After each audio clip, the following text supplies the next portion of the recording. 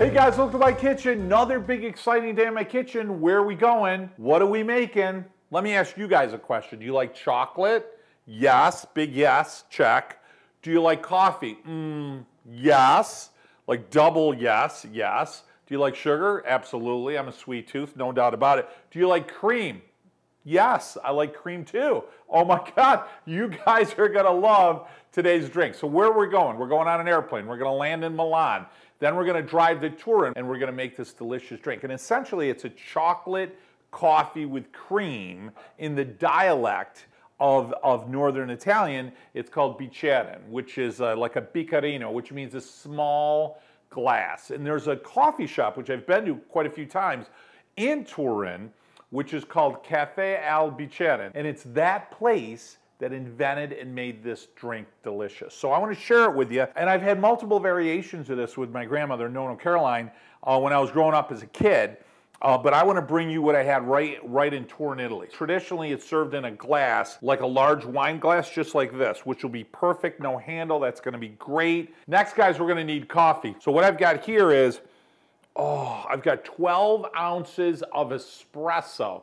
And ideally, that's how it's served. You're going to get a double shot of espresso, or what they call in Italian, doppio, double, doppio, you're going to get in this glass. Now, I made it here. You guys can make it on the stove. If you don't have espresso, don't panic. Make some really strong, concentrated coffee, but you're looking for about 12 ounces, give or take, to give you those 4 servings. Next, guys, you're going to need chocolate. You know what I mean? Who loves chocolate? I do. I do. So in this case, what I've got here is a good 70% or higher cocoa as far as chocolate goes, so good high quality. Basically, I have 2 bars of just chocolate cocoa. Next, we're gonna need some milk or some dairy. So what I have here is about 3 tablespoons of half and half that we're gonna add to our melted chocolate. And to sweeten the chocolate, I've got 2 tablespoons, maybe a little bit fat on that, but 2 tablespoons of granulated sugar. Next, guys, we're gonna need some heavy cream. So I've got 1 cup of heavy cream, which will be enough for the 4 servings. We're gonna whip that up, not quite to whipped cream, but I'll show you. And I'm gonna use 1 teaspoon, maybe a little, I cheated a little bit more, but 1 teaspoon of granulated sugar. That'll be for my whipped cream topping for the coffee. Next, guys, we're gonna need some olive oil. Okay. Olive oil does not go in this dish, but I'm gonna tell you this. If you were to add olive oil to this drink, which we're not, you would want the best quality olive oil, extra virgin Italian you could get, wouldn't you? So anyone new to our channel, I know, I'm trying to find a way to slide it in. Some of you wish I probably did it. We own a farm in Italy. I named the company after my 2 boys, Vito and Joe. It's in Puglia, Italy, just above the heel, about 9 hours from where this recipe was originated. And it's grassy, earthy, peppery. You could just hit the link above or below. You can go to my Facebook page, Cooking Italian with Joe, or our webpage, Cooking Italian with Joe, and just click buy it now. We'll actually drop ship you a few bottles of olive oil right to your front doorstep. I like to, you know, when I look at that, I always think, hey, that's taking a trip, because it comes right from those hills in Italy. It's taking a trip right to Italy in a bottle. Now, a little side note to this drink, which is not traditional to the original recipe, but you can order, and Nonna Caroline, my grandmother, and other areas of Italy that I've had, you could put some Di Sarno in there, or you could throw a little hazelnut, a little frangelic in there. And you'd add anywhere from, you know, an ounce, a shot to a shot and a half, depending on where you're, how cold you are, depending on how cold you are. It's got medicinal properties, guys. Just saying. You know what? We're just talking, having a coffee. All right, let's get going. Let's start having some fun. So this is easy. Coffee I've already got. It's already made. It's already hot. I got to get melting my chocolate. So I'll see you guys over at the stove. A couple of tips on melting chocolate. Number 1, a lot of times I see people use a double boiler. I'm not telling you not to do that. What I found is this. Don't leave it. Keep your heat literally as low as you could possibly make it. And you get one of these like silicone spatulas, and you're just being attentive and mindful to it.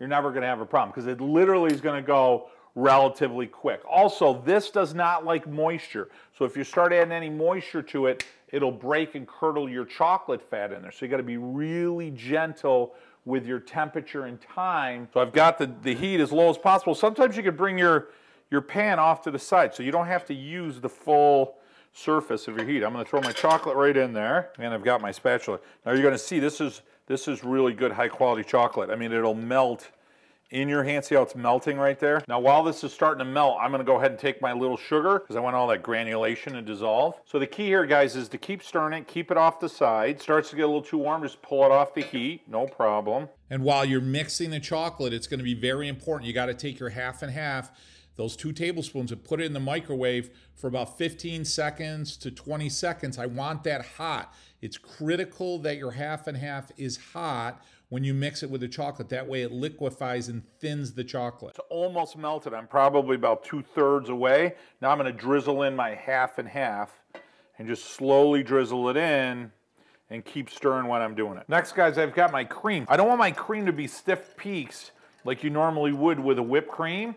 What I'm looking for is like thick, almost pourable, or just on the verge of stiff peaks. And it usually takes a good minute and a half. Guys, I'm right there. You see, I'm just starting to get thick. Now I'm right where I want to be. I'm going to add my sugar in my whipped cream. Okay, guys, time for assembly. So what I'm going to do is I'm going to get my glass. First thing I want to do is I want to put my chocolate in here. So I've got to divide this into 4. So you're looking at about 2 tablespoons per drink, maybe a little bit more. Take my chocolate. I want to put it right inside the drink. Next, guys, I want to add my coffee to the chocolate, but I don't want everything to disperse. So a tip here is I'm going to take a tablespoon, I'm going to put it off to the side, and when I pour the coffee in the glass here, it'll create a layer of coffee, a layer of chocolate, and then we'll do the same thing with a layer of cream. Another couple of really important tips that make these come out delicious. There's a red button right down there and a notification bell. When you click it, click, yup, thank you, just heard you do it. That subscribes you to our channel. It means a lot, makes you a member of the channel. Hey, and any new trips I have, any new recipes, any happenings on the farm or on our villa, hey, all of those will come to your notification box. It's a lot of fun, certainly, and I tell you guys this every week. It really means a lot to me when you subscribe to the channel. Hey, it makes you part of the family. As far as the olive oil goes, wait, I'm hearing it being shipped to your house as we speak. All right, so we're all set. All right, so let's pour some coffee in this puppy. Next step and last step, guys, we're going to add our cream. Just pour it over the top, and that'll create a layer of cream. And that right there is a decadent. So I always take a spoon. Oh, you can smell the coffee, the chocolate. I love the aroma of the cream. What I always do is I like to keep some of it separate and some of it not. So I'm going to get that spoon in there and I'm going to stir it up here a little bit. So you got that chocolate on the bottom. Oh, the aroma in this is just absolutely delicious. Yeah, that's good.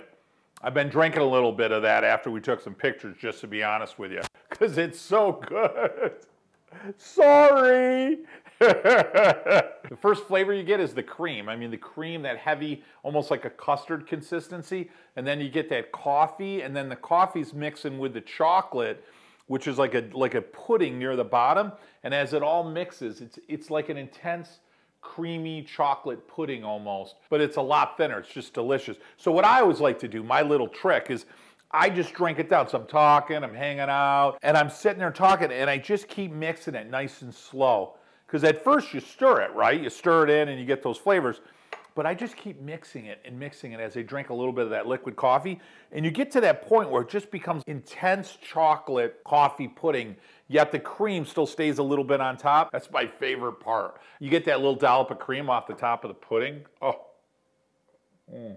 That is absolutely delicious, guys. Hey, thanks so much for joining me and taking a trip to Turin, Italy today. Real quick, make sure you hit the red subscribe button and the notification bell. When you click that, makes you part of the family. Become a member of the channel. The link above, the link below, go to my website or my Facebook page, Cooking Italian with Joe. Grab yourself a couple of bottles of Vito and Joe's extra virgin Italian olive oil. Certainly a trip right to Italy in a bottle. And guys, my most important tip every other week, in fact, really it's the motivation behind my videos for all of you guys and why I love to spend Sundays coming into your kitchen from mine. It is spending a couple of times a month with your family in the kitchen, getting around the table and telling stories and spending time loving and listening and cherishing those moments. I'll tell you, celebrate your heritage. And regardless of your heritage, I'll tell you, most important, set some traditions. They'll last you a lifetime.